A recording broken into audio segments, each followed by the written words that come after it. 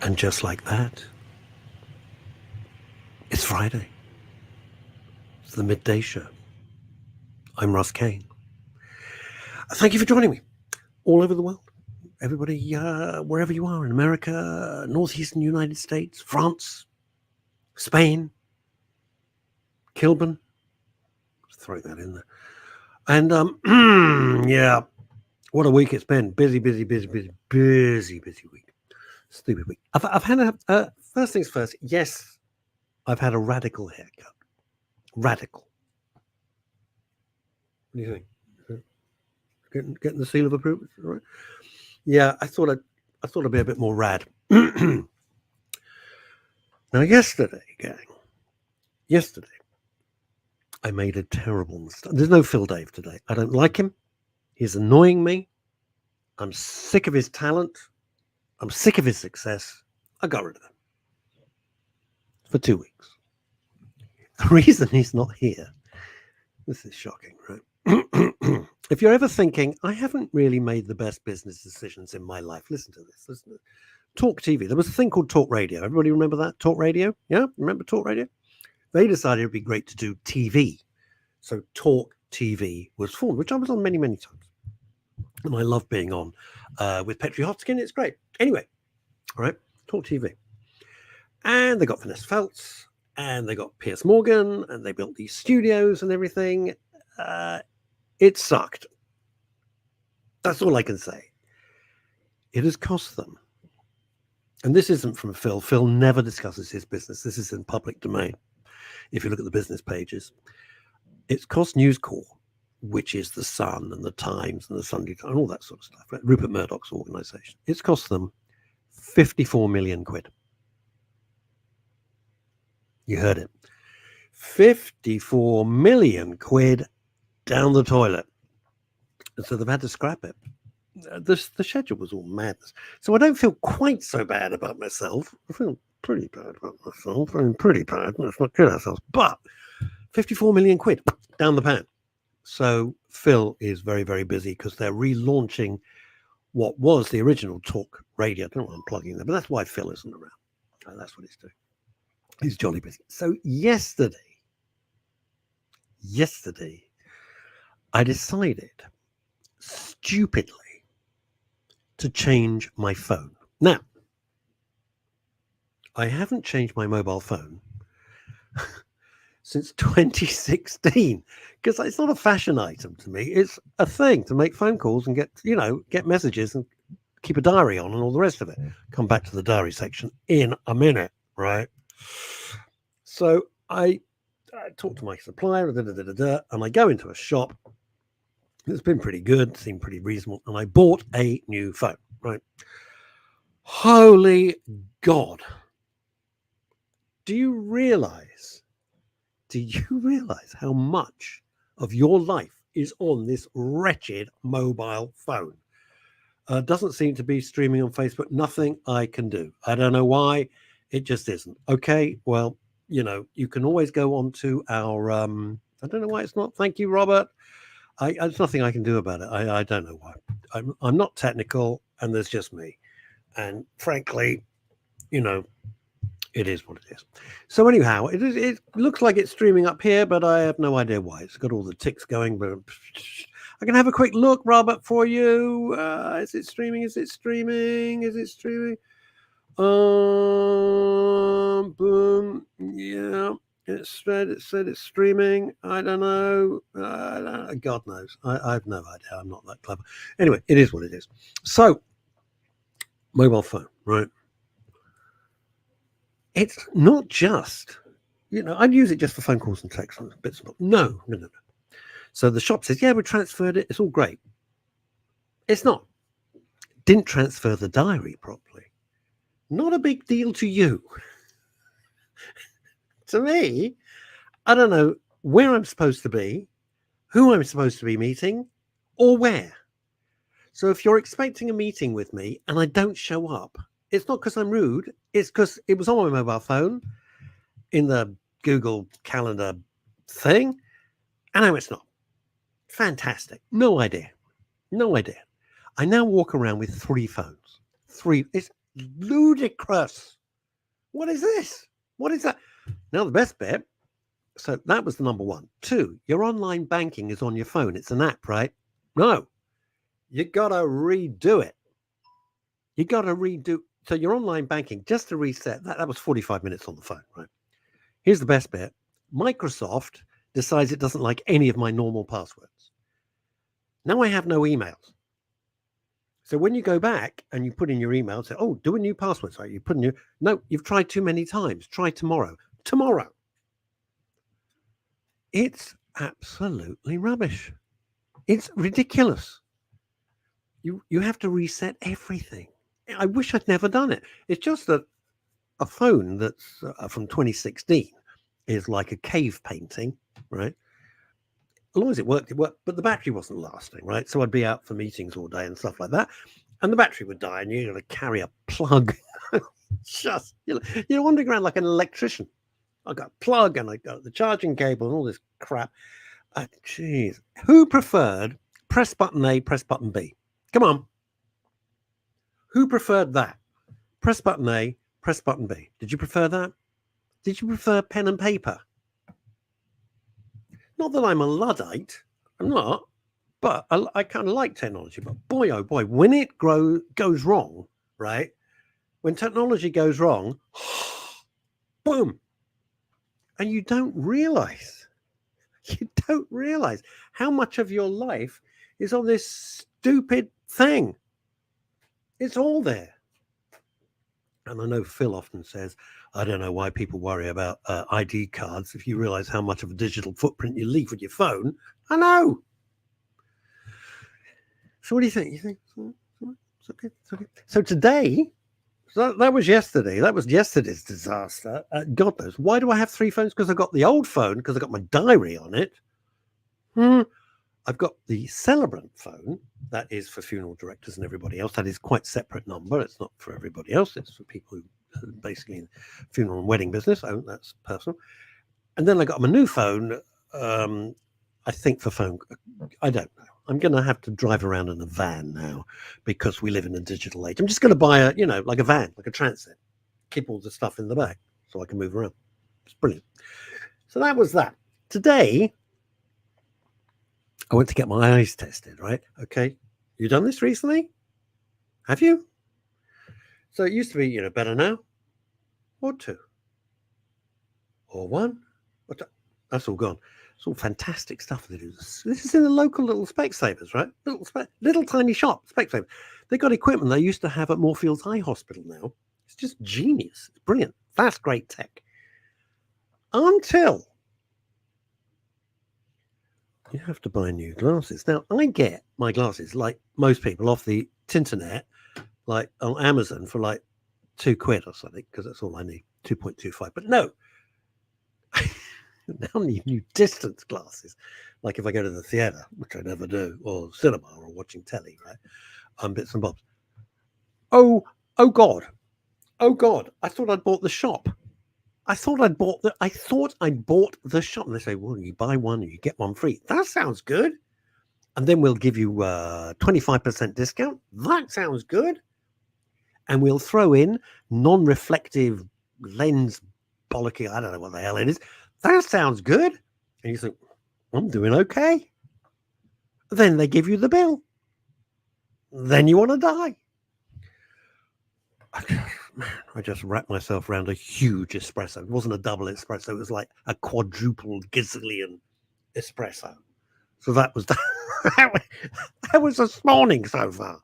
So between the phone and the opticians, I'm broke now. That does it. That does it. I've never understood, and I don't know if you're part of this. I doubt it if you're listening to the Midday Show. I doubt it. I've never seen the phone as like a fashion accessory. Who gives a monkeys? I've got the latest Hokey Cokey 2000. I got the latest thing. Blah, blah, blah, blah, blah. Who cares? I know. Graham Pack. Graham, you're not wrong. He says, you're going to look like a drug dealer. I'm not making it up. Look, hang on. Look what I got. Look, this is me. Johnny Three Phones. If I was in the mafia, I'd be known as Russie Three Phones.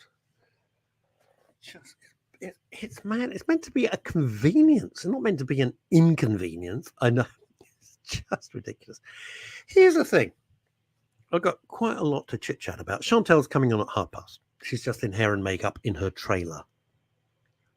Speaking of which, one of Harvey Weinstein's court cases, one of the trials, was overturned yesterday. Be making movies with him soon. Guarantee. Won't. Okay. Here's the thing. There's a very nice guy who I've known for years called David Grant. David Grant works on BBC Radio London and loads of other things. Married to Cary Grant, not the actor, obviously, because he's dead and that would just be weird. The lovely, lovely singer and broadcaster Cary Grant. They're lovely people, been to the home and everything. And David's sitting in for somebody or other, Robert Elms or someone, and he says, tell us your funniest funeral song. It was on a tweet this morning, right? Along with some other stuff. And I wrote it. I read it, right? And I thought, what? Tell us your funniest funeral songs. And I wrote back to David, and I hope he doesn't take offense. And I said, as a professional celebrant, no songs at a funeral are funny. They're not. They're chosen because they meant something to the person who's died, or it means something to the family that he or she has left behind. And they're chosen with great love and with great care. And I can tell you, because now I've done, I don't know, about 10 plus funerals recently, you know, the song comes on and people get, as you would understand, very emotional. It's not funny. And I wrote back, I said, read the room. You know, you might get upset, you might not get upset, but you know, we all make mistakes, but read the room, right? Funeral song, they're not funny. I sit with the family, and if they don't have that, I would choose some stuff with them, and then we use a system called Obitus, which is the main system used in every chapel, every crematorium and place you can imagine. They're a brilliant company, and you choose, and then you send it to the funeral director, and it's all pre-programmed. That's how the music comes out, right? But they're not funny. They're not funny. I just thought it was a strange kind of question, but then it's BBC Radio London, so who the hell knows what's going on with it? So that was that. Now, what else happened that I wanted to talk about? Oh yes, the Alec Baldwin thing. Did you see the Alec Baldwin video? I'm not a fan of Alec Baldwin, but let's just put the whole Alec, who he is, and his political views, and the shooting incident which resulted in a horrendous death. Put that to one side. Yeah, right. Second World War. Put that to one side. Put it to one side for a second. Yeah, but he was a great painter. Okay, Alec Baldwin. If you haven't seen the video, this is the thing. He's in LA, where he lives, and he's in a coffee shop. So he's just a punter, like you, like me. He's just a punter, right? In a coffee shop in Los Angeles, getting himself a coffee. And this raving lunatic comes in, screaming at him. Not about his political views. Not actually the fact that there was a terrible accident on the film set of Rust. No. Screaming at him, say free Palestine and I'll leave you alone. Say free Palestine and I'll leave. This woman is yelling and won't leave the guy alone. Won't leave him alone. Anyway, puts up with it. He walks into the street and she's still screaming in his face. Say free Palestine just once and I'll leave you alone. Completely mad. Anyway, so, really, she's unhinged. And eventually, he grabs the phone out of her hand, and that's it. And this is a perfect example of how we are with social media. Immediately, Marmite moment on the spot. Why? Alec Baldwin has anger issues. Look how he reacts. And other people saying, Alec Baldwin, fantastically restrained. wonderfully restrained. He didn't smack her in the face, which, frankly, you keep pushing, you push. Oh, come on, Graham. Come on, Graham. Would they allow going underground for a funeral? They'll allow anything or burn? No, I'm not doing that. Those are terrible, terrible things. By the way, so that's it. That's what I was thinking. I thought, well, this is an absolute summary of the world we're in. One, the woman, in my humble opinion, needs help. All right. Could be past that point. I don't know. I don't care, to be honest with you. But anyway, what kind of person does that? She's a professional, I don't know, professional bonkers case, but she's like being very provocative, deliberately so. I mean, like Alec Baldwin saying that is going to solve the Middle Eastern problem. I know. Let's get an actor who's coming up for trial. If he says that, Middle East problem solved. I wish I'd have thought of it. It's genius. Anyway, there we are. Yeah. Now, something I wanted to cover off about cremations. Just bear with me a sec. I just want to put some things to bed, because most people's idea of this is taken out of Diamonds Are Forever, James Bond. It doesn't work like that. I just want to be very, very clear. A lot of people say, when you say curtains open, curtains close, if the curtains open, you don't see flames. It doesn't work like that. And if the coffin is lowered, which would never be under one of my services, and if it's lowered, it's not going into the flames. It doesn't work like that at all. It's so much better. So many people get nervous, and I have to calm a lot of families down. They go, "Oh, we'll keep the curtains." I said, "You're not going to see anything. That's a James Bond film. That's in the movies. It's not how it works at all." And the other myth, I'm going to be very graphic, so bear with me for a second. People go, "I went out to the car park after the service. I looked up and I could see Uncle Fred's smoke coming out the chimney." That is not Uncle Fred. You will never, ever see smoke at a crematorium. Ever. Complete myth. What that is simply the system being cleaned, chemically cleaned. It's not your loved ones going up the chimney, all right? It's a terrible, terrible myth. It is very clean. It's exceptionally clean. There is no pollution whatsoever. Yeah, like you, or like some of you, that's what I thought too. That's what I thought too. And I said, no, I want to see what goes on. And it's so clean, professional, clinical, hygienic. And I got to say this, I've never, ever been in an industry where so much respect is shown. So much respect. So that situation that happened in Hull, which is an absolute disgrace, a disgrace, and if found guilty, I hope they're jailed. I'm not going to go into the details. Basically, we're hoping to get Auntie Doris's ashes back, and you got, Lassie or something. They don't know what the hell was going on there. God knows. But every funeral director I have met and every company is so professional, is so kind, is so respectful all the time. All the time. Because I've been in broadcasting a long time. And I can assure you, when you go to a news break and you could be in some very heavy story, and the humor in the breaks or it's an ad break is shocking. It's very, very dark.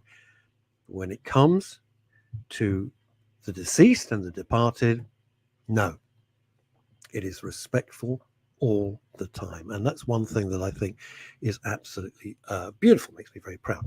I'm also excited because got a big wedding coming up. No, not me. Not mad. No, I'm conducting my first wedding. What do you think about that? I'm excited.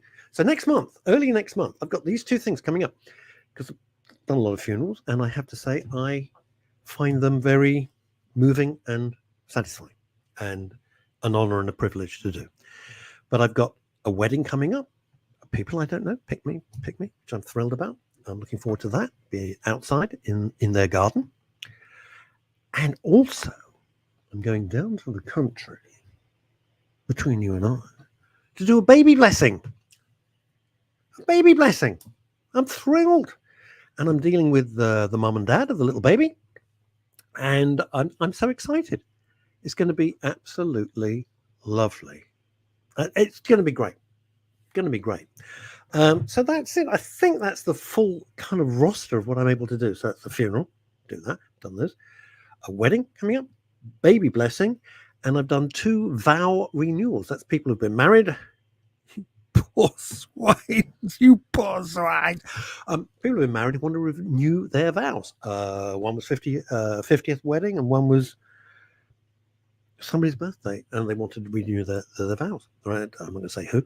And I've done that. Vow renewals are great. Vow renewals are so much fun because obviously the couple have been together a long time, right? So you get to know all their quirks and really irritating things, right? So you don't tell the husband what the wife's going to say. You don't tell the wife what the husband's going to say. And I write all these, I write these vows with respective partners, with some very romantic stuff as well. And then I do like a what we call a hand tying ceremony or hand fasting, as it's known. I use ribbons, chiffon, if that's what you want. But there's so much fun because all the guests get the gags because they know the couple. So it's a really lovely thing, a vow renewal. So I think that's everything that I can do. I think all that's missing is naming a ship, which is unlikely, which is very, very, very unlikely. Okay. What else is happening? Mayoral elections coming up. Ooh, well, you know, I've dealt with Susan Hall quite a bit. Susan Hall is I'm not going to get into politics. I'm not discussing that. What do I think is going to happen? I think Sadiq Khan's going to walk it. I wonder why. I think he's absolutely going to walk it. And I think Susan Hall did the best she could. But really, you know, I guarantee you 2 things. 2 things I said from day one. When they brought in EVs, electric vehicles, I said, wait. They will lure you in to buy these crazy expensive things, right? With no infrastructure, unless you've got a house, you can plug it into your house. Okay? If you live in a flat or something, you can't, so you can look for somewhere in the street. And then they will charge you exactly the same as they charge if you were driving a Ford Mustang. Yeah. And everyone said, no, they won't do that. They won't do that. Of course they're going to bloody do it. You're going to come into London and you're going to be charged the same. It'll happen, absolutely. And the next thing that is set up, Sadiq, the mayor, you're going to pay per mile. Guaranteed. You will pay per mile that you drive. You're paying road tax. You're paying insurance. Who's tried to get a kid insured recently? Any of you? Anybody here, all over the world, tried to get your kid insured? So your kid has just passed the driving test. See, Graham's agreeing with me, which is nice. Westminster Council have abolished the concession for EV cars on the parking meters. You pay the same as normal cars. Screw you, Westminster Council. It was a con. It was always a con. No, we'll be fine. We'll be fine. You know, get an electric. I will be the last person to get an electric car. The last person. Okay. Not because I'm old-fashioned, because I'm not going to spend the money. Why should I spend an extra £20,000 to get exactly the same car I've got now? To change my car, my little tiny car, which I've had since 2016, which I love. Little car, right? Doesn't go anywhere. And it's fine on motorway, right? To get exactly the same car, it's about £22,000 to get the same thing. Except it's electric and it's less convenient. I don't quite follow the logic of that. Right, guess what they're trying to charge? So your kid or your grandson or your granddaughter passes their driving test. Guess how much insurance companies want to charge you? Have a guess. I'll give you 5 seconds. Have a guess, right? 17 grand. £17,000. I have seen quotes for £27,000 a year. A year. Now you're sitting there watching all over Europe and America, and you're thinking, well, hang on, no, Russ has got it wrong. What? You're buying the car and you get the insurance thrown in, and that's for life. No. You're paying between 17,000 to like 27,000. My cousin's kid was quoted. What, for a Ferrari, a Maserati, a Lamborghini? No. Box standard little car. Like a Polo, like a used Polo, Volkswagen, little Volkswagen. Here we go. You see Grand Pack's on the case today. The zero charging for electric cars for the congestion charge expires in December 2025. What a surprise. And then we get stuff with a £12 daily charge. So basically, you're inconveniencing yourself and you're going to be paying exactly the same as everybody else. I think the ULEZ scheme is disgusting because it's affected those who can least afford. Look, if you're a wealthy person and you're driving in the back, you're sitting in the back of your BMW 7 Series or, your Mercedes S-Class, well, you don't give a monkeys. What the hell? It's nothing to you. If you're a trader and you got your van and you got your electrical stuff or your plumbing stuff and all the stuff that traders do that we need, or you're in a band and you've got to transport your drum kit and your pianos or your double bass or whatever it is, it's pernicious. It's absolutely pernicious.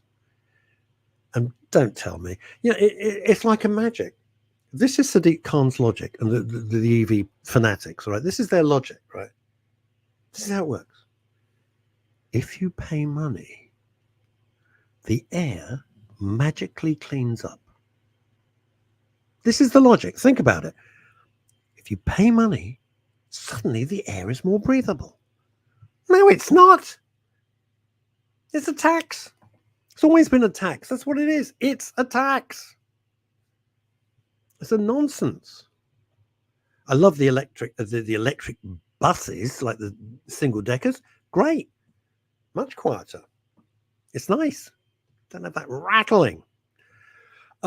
Yes, well, there is. I wouldn't normally put this up because it's not hilarious, but will Phil Dave now be charged for carrying around his cravat? It's not the cravats, it's the waistcoats, it's the three-piece suits that's going to really, really cost him. Especially because he has to go to London Bridge to Murdoch Towers, News Corps, as it's called. Or is it Skynet?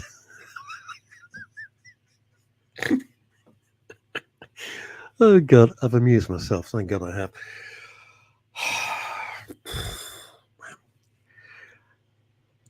So much in life to get really, really annoyed about, or so much in life to say, sod it, nothing I can do about it, and just get on with life and enjoy it. Before Chantal comes on, I'm not going to say who this is, but some very, very close friends and I had a huge wake-up call last week. Huge wake-up call. A friend of ours, a mutual friend, I'm not saying any names, okay? I can't because the family don't want anything. A brilliant person, someone I admired very much, younger than me, certainly a lot fitter than me, dropped dead a week ago. Literally dropped dead. Can't say where, I can't say under the circumstances, it wouldn't be right.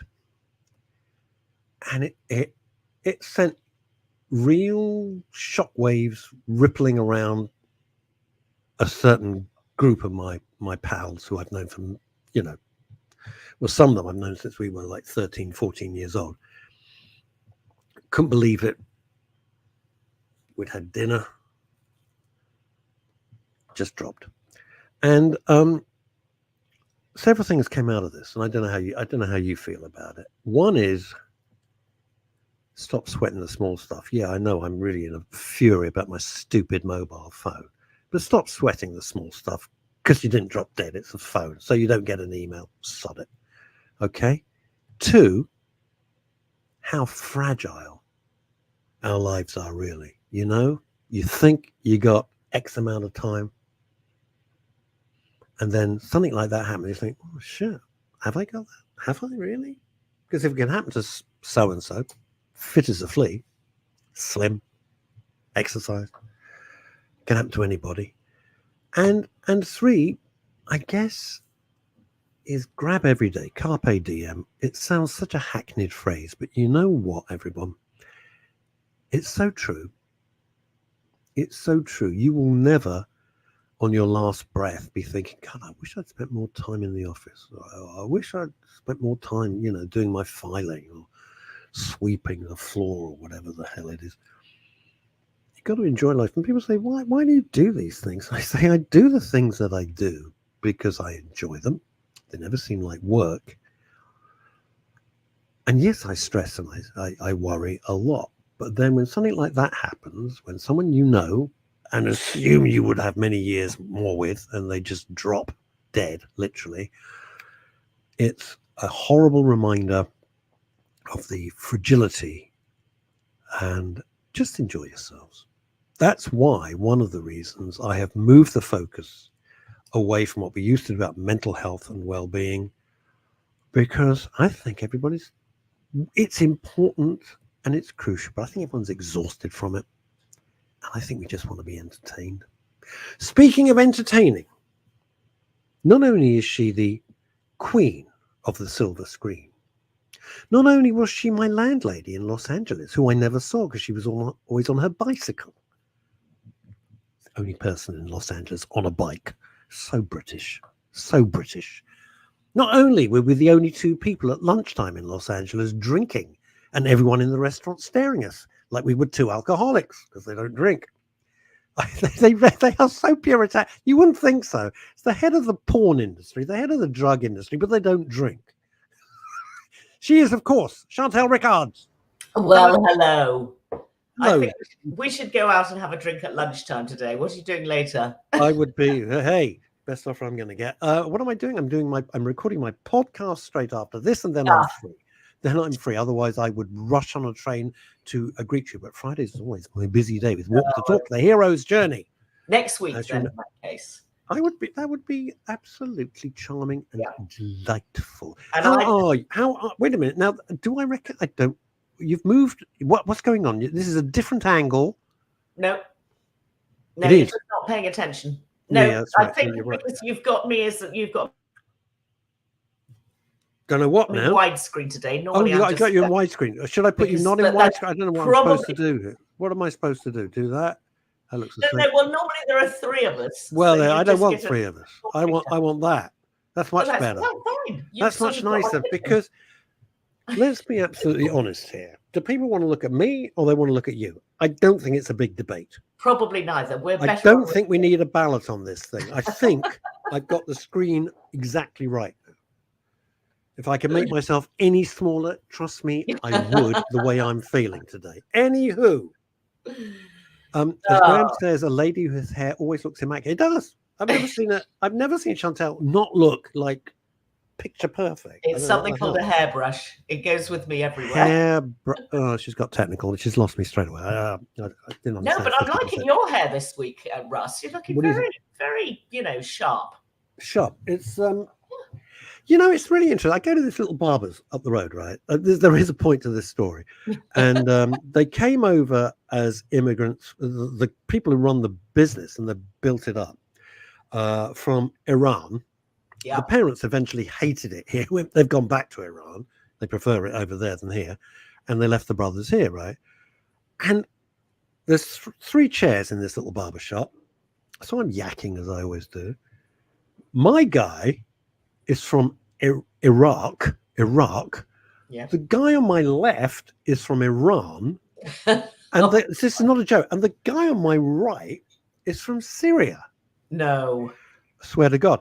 So I'm thinking, you know what, Rossi?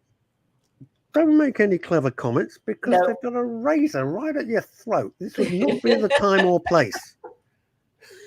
No, but that is the beauty of the London melting pot, is it not? Yeah. And you probably could have all laughed at the same joke. Well, we kind of did. I mean, it's very interesting because they were speaking Kurdish to each other because obviously they've got different you'd think it's all, with our usual British way. Well, it's all the same place, isn't it? No, of course it's not. Syria's not the same as Iraq. Iraq's not the same as Iran. They speak different languages, but they were speaking Kurdish and kind of English. I don't think they got my gags.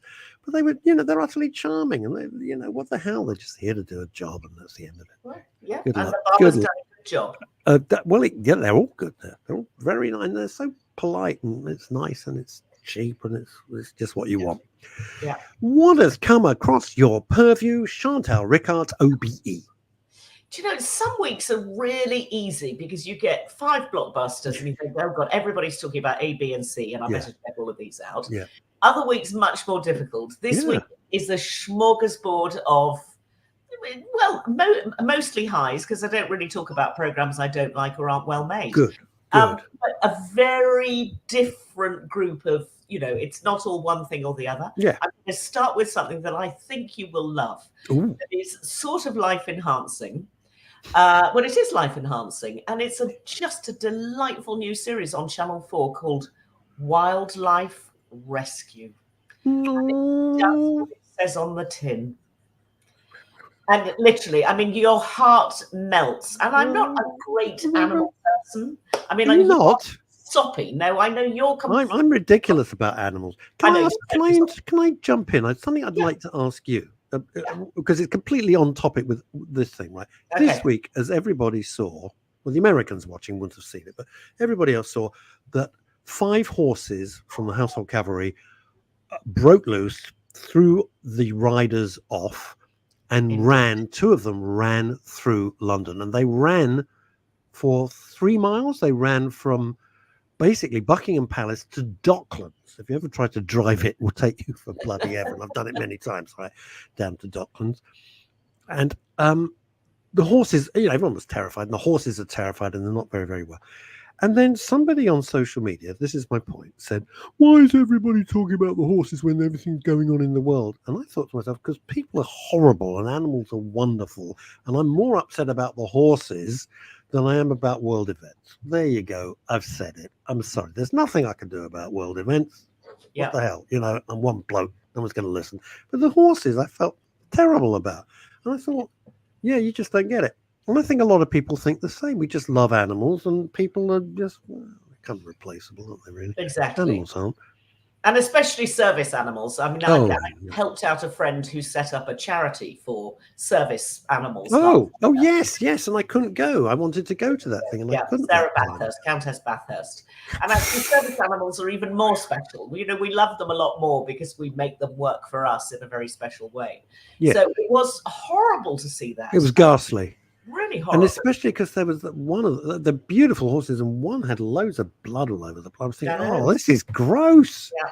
I hope they're okay. I don't think they're too good. Yeah. And what spooked them? I think 3 are okay. I think 2 are sort of slightly on the iffy. Yes. Heading to the glue factory. What spooked them? No, I don't know. Bloody building work. Oh. Okay. Bloody building work spooked them. Oh dear. Yeah. Well, at least they managed to plough across London and ignore the miracle an hour speed limit that Sadiq Khan has imposed. Yes. I wonder if he did poo tax. Did he say, well, there's poo. That's £12.50 for poo tax. It's a miracle that they got. It's a miracle they got that far. But it was wonderful that typical British members of the public managed to calm the horses down. Yeah. And I think that was really. I talk about it now. I'm getting a bit emotional, to be honest. Yeah. It was amazing. It was amazing, and they, people were both terrified to see the horses and very upset for the horses. Yeah. There you go. All right, let's just be. Other people might say, well, Sodom, they held the traffic up. I don't know. Can't legislate for other people, can you? So, animal rescue. No, wildlife rescue. Wildlife rescue. Yeah, wildlife rescue. It's all based around a lovely charity that was set up by this extraordinary woman called Sue, who is going to become my new best friend if I ever meet her. Well, she set this charity up in the southeast of the UK. Okay. And she's now, they get 200 calls a day about wildlife. No way. Somehow, 200 calls a day. What the hell? hell of a lot. And she's got this tiny little group of volunteers who help her out. She is a remarkable human being. She has a wonderful sense of humor. She's clearly, you know, beautifully empathic and just so warm and lovely. And just watching her is a total delight, without the great stories that are sort of like 24 hours in A&E, animal style. But you thought it's so well done. You fall in love with every little animal that comes along. The first what sort of animals she well, the looking first after? one is a fox called Skippy. And honestly, I saw that. I saw that. You saw it. I saw that. Only when you said Skippy, because that was a name, that was a family thing. Only when you said that, I realized what you were talking about. Yes, I saw that. It was sweet. So, Skippy the fox. Oh, I saw it on Gogglebox. That's where I saw it. When he gets his head trapped in an old water bottle, you know, an old sort of 2-litre water bottle. Yeah. Somehow he's managed to find his way into it, but he can't get out of it. Can't get his head out. No. He'd been running around a building site for a week with his head in the bottle. Yeah. I mean, sort of extraordinary. Yes. I mean, they've got some great footage, but great stories. And then you completely get sucked into these animal stories. And I can see this running on Channel 4 forever. It's going to Why not? People love animals. It's uplifting. It's life affirming. Yeah. And it's not just tells great. you so much about ecology. You know, you just learn about what we're doing to the planet that's screwing up the lives of animals. You know, things like fishing hooks in swans' necks and goodness knows. But you learn a hell of a lot, and it's not just a sort of soppy story about animals, which is lovely anyway. I'm happy with that. So much else to learn. And honestly, the volunteers are just the nicest human beings, and they just take each story along. And I'm absolutely convinced that this is just going to run and run. It's beautiful. It's really Isn't it interesting, Chantal, that some people say, well, it's a sodding fox, they're bloody vermin, who gives a shit? And other people like you and I go, oh, it's Skippy the fox. Because we don't grow chickens, right? We're not chicken farmers. We live in it. We're urbanites. So if you see a fox, we see a fox. We had hens at home when I was growing up. We had a hen coop in the back garden. Oh. Yeah, and I had rabbits. I was the girl who had a lot of little rabbits as a child. But I do remember you remember Graham Dean. I'm sure all of you remember. I do remember Graham and his fabulous wife, Julie and Graham Dean.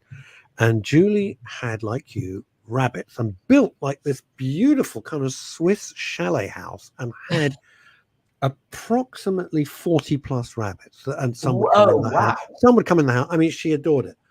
One night, you can see where this is going. One night, a fox got in. Oh God! Man. And when Julie was heartbroken, because what the foxes do, they don't just do it because they fancy a snack and then they bugger off. They think, no, I'm really going to mess you up. I cleaned that up, by the way. I'm going to mess you up, and they just do it they're like the Cray twins of the animal world, and the mess. And Julie was heartbroken, and so it's so easy for us as urbanites to go, oh, it's a fox, it's so sweet, and then other people go, bloody bastard foxes, and just eaten my rabbits and killed the ones they didn't eat. It's horrible. It was ghastly. So, it's nature, isn't it? It's nature. It's nature. Yeah. So there are some great nature stories out there, and I know it's the sort of show that if I'm just, if I'm cooking or something, you have got something else on, or I'm doing the ironing, it's the sort of program I will default to and just watch in the background. They're adorable. They're adorable. Gently sucked into something that's lovely with such nice people presenting the show. As somebody on Goggle said, and she said, because you could see one of the women was crying when they let the fox into the wild to go and kill Julie Dean's chickens again, I presume, and rabbits. And she was crying, and the lady on Gogglebox, which is a show which cracks me up, she said, oh, I think she's in the right career. I mean, absolutely. They were, as you've used the word, empathetic. They live and breathe this, and good for them. Why not? There's enough horribleness in the world. Lovely to see some nice things. No, exactly. So that's why I thought I'd mention it, because I know you are such an animal lover. I am. Yes, I am indeed.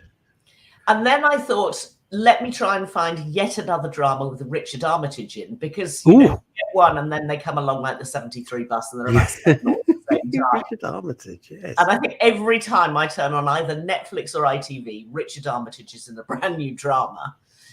Busy guy. Yeah, busy guy, and a talented actor, And writer. And did you know, Richard Armitage does two things that you might not know, because I've always got audible.com books, always got books on the go. Got the new Anthony Horowitz at the moment, which is sensational, of course. And absolutely fantastic, because he's my favorite writer. And Richard Armitage does a lot of narration for audiobooks. He's excellent. Boy, he's so good.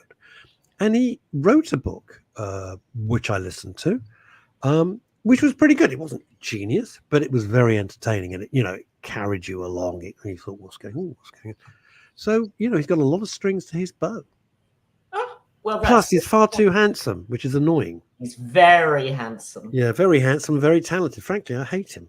Now, I want you to split the screen again, and I'm happy to be in the lower third or the upper third or whichever. Why? What's going on? Well, because there's too much of me. No, there isn't. It's, oh, for God's sake. All right. There we are. You happy now? Much better.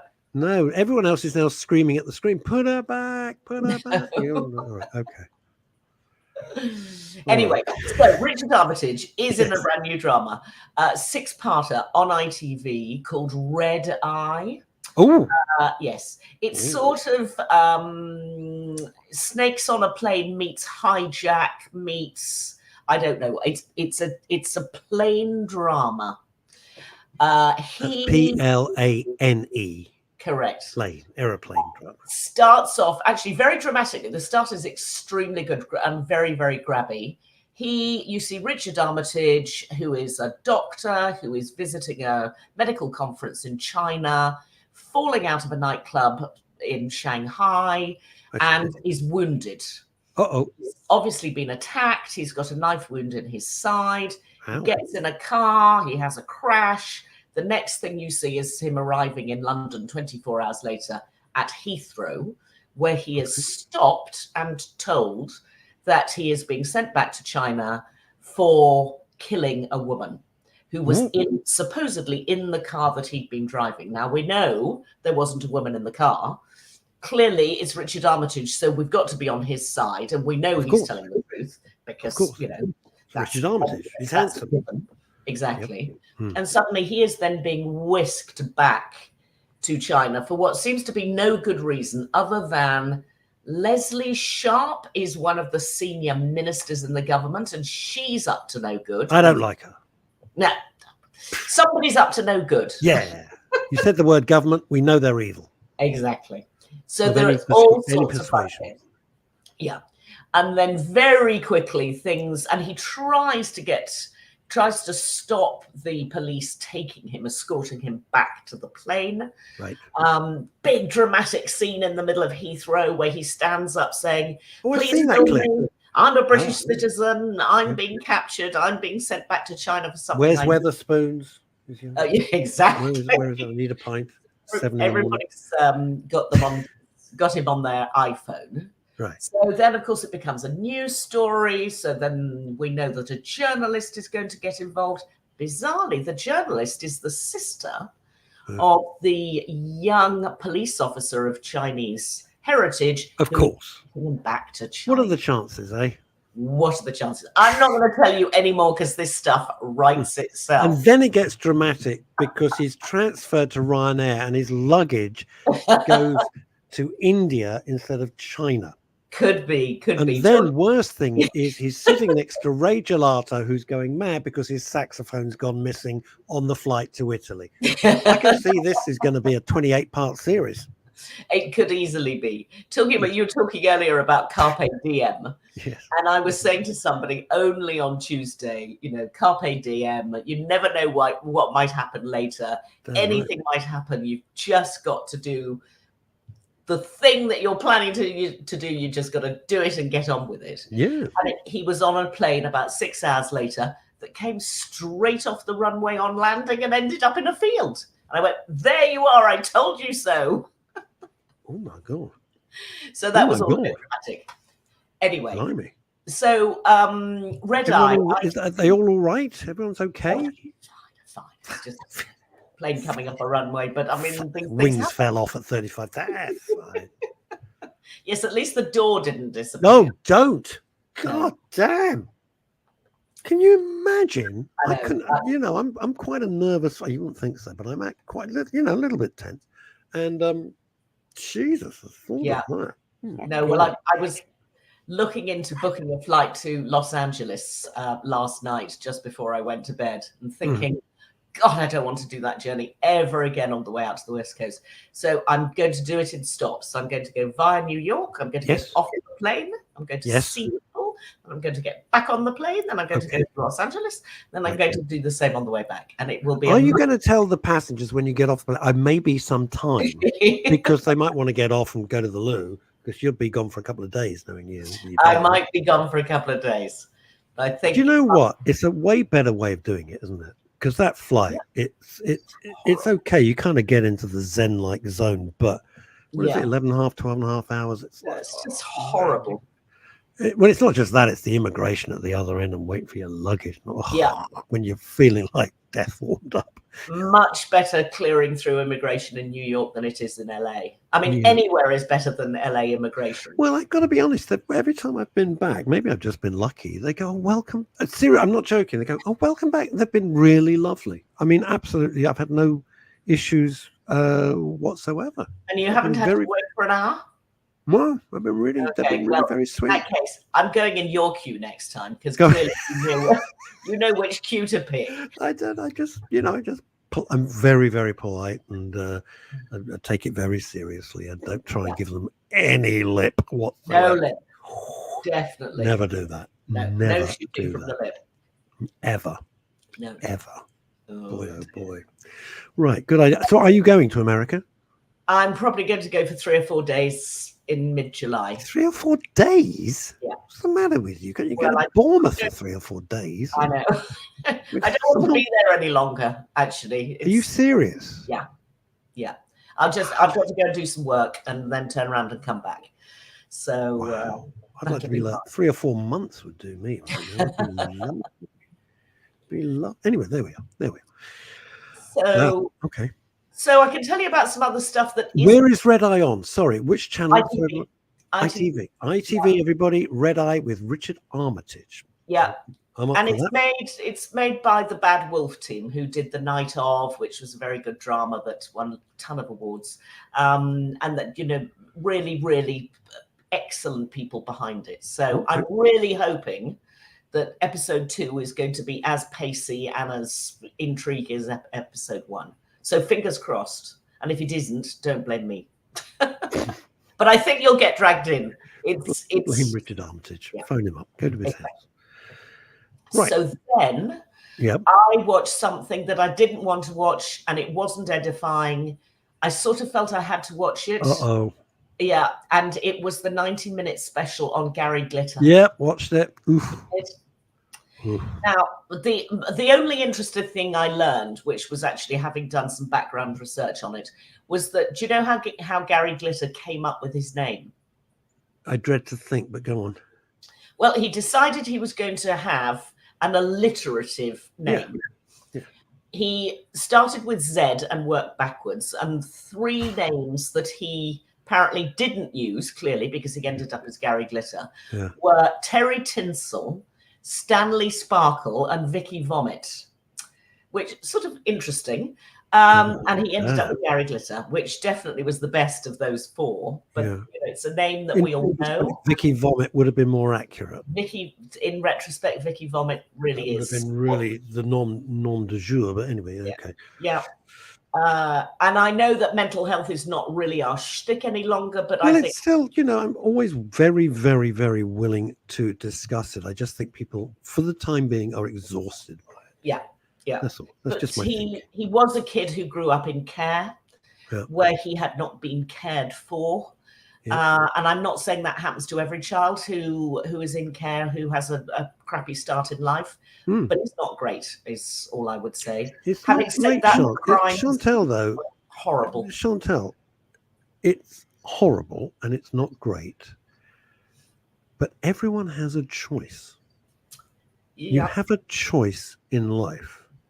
One of the choices, I'm going to be graphic. I'm sorry, everybody. I'm just, one of your choices is not to rape 8-year-old girls.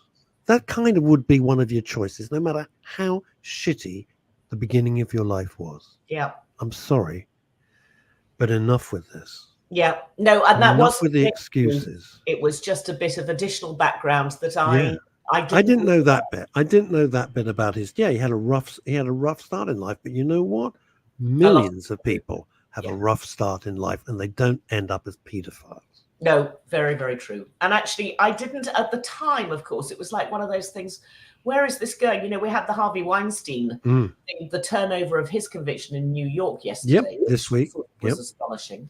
And you and I have discussed Savile in the past, and I'd worked with Gary Glitter too, and I'd worked with Savile, and, you know, I'd met Weinstein. And anyway, I watched it. It wasn't edifying. I felt very grubby having watched it. Yeah, absolutely. You felt like you wanted to wash afterwards. You know, the stories are shocking, but they sort of have to be told so that this stuff doesn't, you know, disappear. We need to shine light on this stuff, and he is still in jail, as we know. So well, he broke his terms. He broke his conditions of parole within a month of being released and was banged up again. The thing, I should pose this as a question. Okay. Did you feel the same as I, that the overriding thing from 90 minutes of swimming through the sewer that is Gary Glitter's life? Yeah. He had no remorse whatsoever. Absolutely no remorse. None. It was only ever about him. Anything when he said he's sorry was a lie, that he was doing it, you know, showboating, as we used to say. Yeah. No remorse. No. It certainly didn't seem like that. He didn't come across as, you know, sort of even being a broken man in that way that you expect people to, they should be broken by the end of that. You know, he still came across as this sort of loudmouth braggart, and it was bumptious, full of himself. Yeah. I'm going to ask you a very difficult question. And I know the legal answer to this. I want to ask you the moral. I want to ask you the moral answer to this. And I had to talk about this on the radio. Well, not on this show, on I think it was BBC or Talk or something. I can't remember. And the people got a bit annoyed with me, but there we go. Surprise. Obviously, all of Gary Glitter's music is banned now. They don't play it. They do in America as anthems without his singing, but he doesn't receive any royalties. That was an interesting caption which came up. Actually, the music companies don't pay him any royalties, because otherwise he'd be richer than God. Okay. So all his music is banned. Michael Jackson's music isn't banned. Now, the legal answer is everyone screams at me, yeah, but he was found not guilty. True. Can't argue with that. There was a court case. He was found. Yeah. So was O.J. Simpson. So just saying. Right. But do you feel any moral obligation? I don't mean you, because neither you nor I are running Radio 1 or, you know, Heart or whatever, Capital, etc. Do you think there's a moral equivalent or not? Wow. I mean, in a way, there should be, because we all feel that we know that Michael Jackson's history was such that we understood that it was wrong, that even though, you know, the outcome was what it was, that it was wrong. It was very weird for me listening to the Gary Glitter music, because that's the music I grew up with. Yes, it's great pop. Look, let's put it out there. Let's put it out there. It is great pop music. Yeah, it's catchy. It's something you wouldn't know is that a few years ago, the Glitter Band contacted me personally and said, Russ, would you consider managing us? We still would like to play. And I said, guys, it is over. There is absolutely, that name is like, you might as well call yourself the Adolf Hitler Band, although these days will probably go down quite well, everything that's going on. You can't. It's done. You are totally, it's nothing to do with you. It's not your fault. You weren't associated. You were musicians who backed him. But by that association, sadly for you, it's finished. There's no coming back from that. It's impossible. And they were all quite anonymous people, but that was absolutely. They were. It wasn't like David. It wasn't like David Bowie's band where you had people that you knew and went on to have great careers. No, you wouldn't. I personally wouldn't have the faintest idea. But it was so toxic, is what I'm Yeah. saying. It was so horribly toxic and revolting. There was nothing you could do with that. They were they were really good pop songs. But that doesn't belay, God, which that doesn't defer the fact he was a revolting, disgusting human being. Yeah, I mean, would I turn off a Michael Jackson track if it came up on my, on my iPhone? No, No, I would I. wouldn't. No, And I they're don't think, brilliant tunes. What can you yeah, do? They're brilliant tunes. It yeah, is this whole thing, and we've talked about it on past shows, isn't it? That the artist, as an artist, can produce magnificent work, and as a person, they are utterly despicable. yeah, It's this quandary that you find yourself in, and people say, "Well, you've got to separate it. You got to separate it." Harvey Weinstein made great films. Well, he yeah, did. yeah, He made so many huge careers out of actors and yeah, actresses. Yes, he did. yeah, He took risks and produced films that other people wouldn't touch and were huge and hugely popular. Yes, he did. All of that. Guy was a monster, but he was brilliant. What can you do? That's how it was. That's where we're at. yeah. Interesting stuff. It is. What else? Anything else quickly Well, that you've managed to find? very briefly, if you want to go and have 90 minutes of non-woke comedy, and I Yes, use please. the word comedy Yes, advisedly, please. the Jimmy Carr special on Netflix has been absolutely slammed by everybody. Uh-oh. But most of the writers, I think, have sort of gone down the woke rabbit hole because some of his comedy is still very good. His delivery is still great. A lot of the jokes were about the fact that stuff was woke. And I was thinking, well, that's sort of not very new, really. No, But there is nothing that he doesn't touch. So it felt like sort of Bernard Manning circa Oh, jeez. 1980s. Very Wheel what is it? Wheel shunters and tappers. What is it? wheel tappers and shunters. Exactly. Club. Absolutely peculiar. Jimmy Carr looks like a completely different human What being. the hell's happened to Jim? What has he done? I mean, go figure. What has he done? Now, my little cousin does all his makeup and everything. She personally, wherever he performs, she's the person who does. And I said to her, what the hell has he done? She's my little cousin. I said, what's he done? He looks like a different guy. Yeah. What is it? You're clever. You've lived in LA. Is it a facelift? Is it a head? What is it? Only suppose that he and a scalpel have got in very close quarters with each other. Yeah. I don't know that for sure. He's lost an enormous amount of weight. Yeah, he looks very LA, doesn't he? Really, I'm sorry, to be honest. He's really aged. He doesn't look terribly well, but whatever. I've no idea, quite simply. But I think that here's an interesting thing with him. He happens to be the next door neighbor of someone I've known since I was a kid. Oh, okay. By pure, I've never met him. Yeah.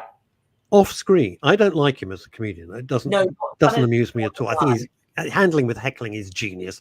I don't find his routine. It's just not my cup of. I'm not saying he's not funny. Just not for me. Yeah.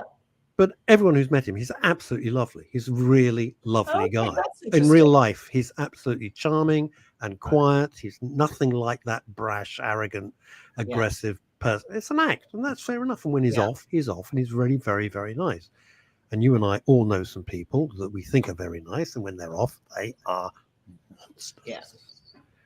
And you've had to work with I'd be really interested to see what other people think of the special and whether it's definitely gone too far. It's number 2 on Netflix. So wow. People are watching it. If you don't like very candid, very frank, very unwoke jokes, do not watch it because you will find it massively offensive. Yeah, it is. But it's out there. I thought I'd just mention it because we all need a little bit of cheering up. Yes, we do. If you're of the woke variety, not for you. And you know what? It's a great way to end that because instead of people scream, this is the mature way to deal with stuff like that. In all seriousness, no point screaming and shouting and going on social media and raving and foaming at the mouth. Don't watch it. Really simple. Don't like it. Don't watch it. It's not a complicated decision to make, Yeah. Easy. Yeah. You'll know in the first 30 seconds whether you can watch it or not. Yeah, absolutely. And if you don't want to watch it, you don't watch it, and life goes on. You've got another 500 plus channels to choose from, for God's sake. You can watch The Gentle Touch somewhere, you know, if you want to go back Wildlife to the Rescue. Go straight to Wildlife Rescue. Fabulous. Chantal, as ever, I'm looking forward to Red Eye. That's the one that's going to be on my list. Red Eye and Boozy on Lunch ITV. next week. Oh, that would be wonderful. I would love that. All right. Chantal Rickards OBE, the greatest. And that, gang, is another week tied up. Thank you so much for joining. Thank you for the record numbers. I can't tell you, you know, when we started, me, like I'm an organization of one person. It's hilarious, isn't it? Really? It's all smoke and mirrors. I don't care. You all know it. Record numbers. Thank you so much. It means the world. I do it because I love it. So does Chantal. So does Phil, when you can bloody well get him. So does Neil. So does Liz. Bless you for that. Thank you for everyone who stuck with us, and all the new people all over the world. Have a wonderful weekend. I will be back on Monday. Until then, stay safe. Try and stay out of trouble. Bye-bye.